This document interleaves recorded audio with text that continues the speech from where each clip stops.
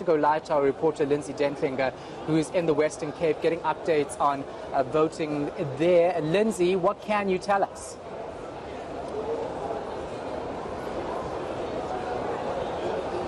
Lindsay, can you hear me? We're hoping that you can. Just give us the latest in terms of what's happening at those voting stations. Just a couple hours left before they close. Good afternoon, or good evening rather, Shahan, from the Western Cape Results Centre here.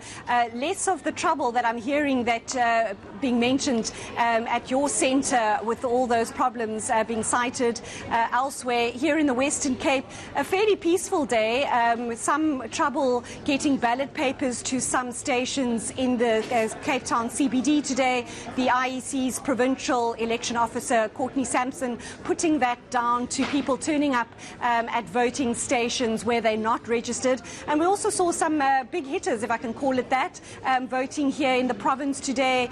Patricia de Lille, the new Good Party, South Africa's last apartheid president, F.W. de Klerk, voting here today. And also the two surviving Rivonia trialists, Dennis Goldberg and Andrew Mlangeni, among those who were casting their votes today.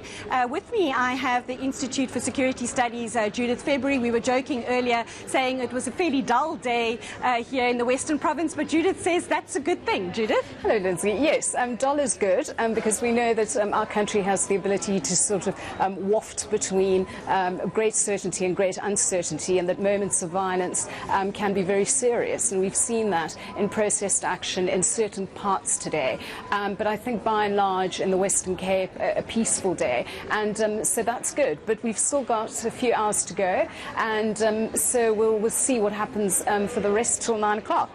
Judith, we say this at every election time, that the Western Cape is the most hotly contested province, even though we're saying it's a fairly peaceful day here. The dynamics have shifted over the last 5 years since the last election, so would it be fair to say that it's still the province that's among those that's most hotly contested in the country? Well, I think, Lindsay, purely also because it's the DA's kind of flagship, and we've seen, of course, that Gauteng at the moment is heavily contested and too close to call at any stage. But it has always been the flagship for the DA, both the province and also the city of Cape Town. But what we've seen over the past year and a half has been quite damaging for the Democratic Alliance.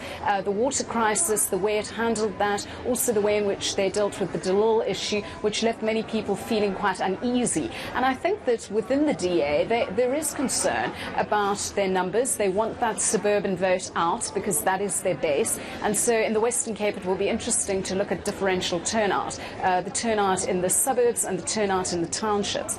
The DA will rely on that suburban turnout to boost its chances here. And it is worried about these little parties like Good, the Freedom Front Plus, the ACDP, the latter two, actually maybe a bit more so than the Good Party. And so they really do want to hang on to that majority. And so, of course, it has always been contested and has been a bit of a sting in the tail for the ANC because they've never really got it right here.